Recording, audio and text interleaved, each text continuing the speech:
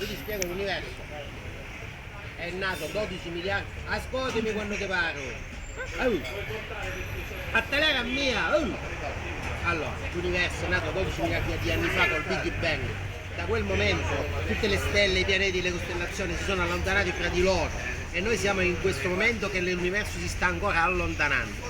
Solo nel sistema solare devi sapere che ci sono qualche 200 milioni di pianeti, perché come pianeti devi considerare anche tutti gli asteroidi, corpi celesti piccoli.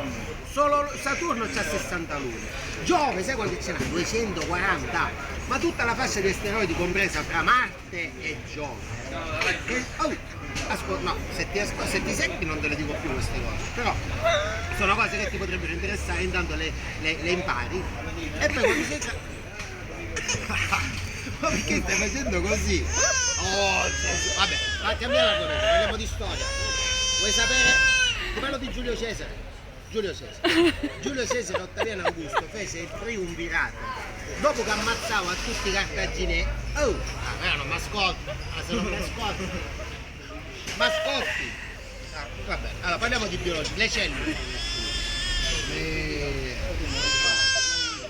Guarda che non ti parlo. Se fai così non ti parlo più, Non ti parlo più.